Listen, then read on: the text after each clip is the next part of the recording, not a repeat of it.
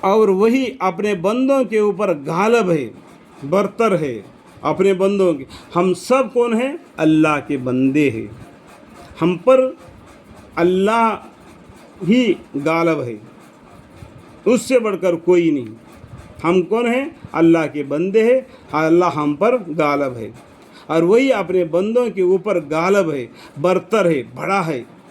اور تم پر نگہداشت رکھنے والے بھیجتے، تم پر نگہداشت رکھنے والے بھیجتے کہ تمہارے سامنے دہنے ہاتھ کاندھے پر، بائیں کاندھے پر منکر نکیر جو فرشتہ ہے تمہارے نام اعمال کو لکھ لیتے ہیں.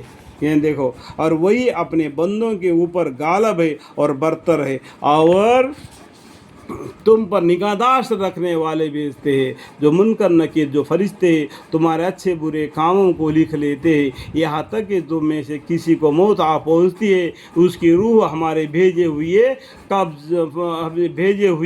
دیکھو بھیجے ہوئے بن گیا اللہ کے طرف سے بھیجا ہوا فرشتہ قبضہ کر لیتا ہے. وہ بھی اللہ کے حکم سے ہو گیا نہیں. یہاں تک کہ جب تم میں سے کسی کو موت آ پہنچی ہے، اس کے روح ہمارے بھیجے ہوئے فرشتے قبضہ کر لیتے ہیں اور وہاں ذرا کوتاہی نہیں کرتے. اللہ کے حکم کو بالکل ذرہ برابر بھی نفرت یعنی انکار نہیں کرتے. جس طریقے سے اللہ کا حکم ہوتا ہے اس طریقے سے وہ عمل کرتے ہیں فرشتے. ٹھیک ہے، پل بھر کے جھکنے کا بھی اللہ کی نافرمانی نہیں کرتے فرشتے. پھر سب اپنے مالک کی حقیقی اللہ کے پاس لائے جائیں گے. ہمارے مالک کون ہیں؟ ہمارے پروردگار کون ہیں؟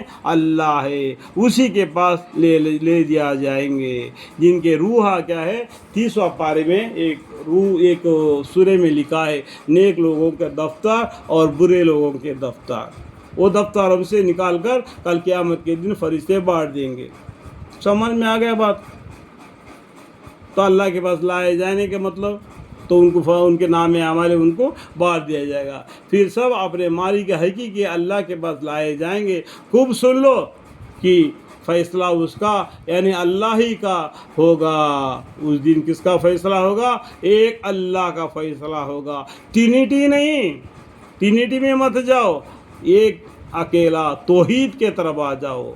توحید ایک اللہ ہے. خوب سن لو کہ فیصلہ اس کا یعنی اللہ ہی کا ہوگا اور وہ بہت جلد حساب لے لے گا، بہت جلد حساب لے لے گا.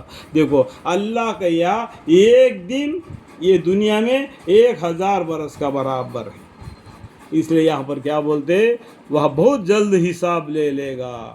اگر اللہ کے پاس 2 دن ہے تو یہاں پر دنیا میں 2000 برس کے برابر ہے.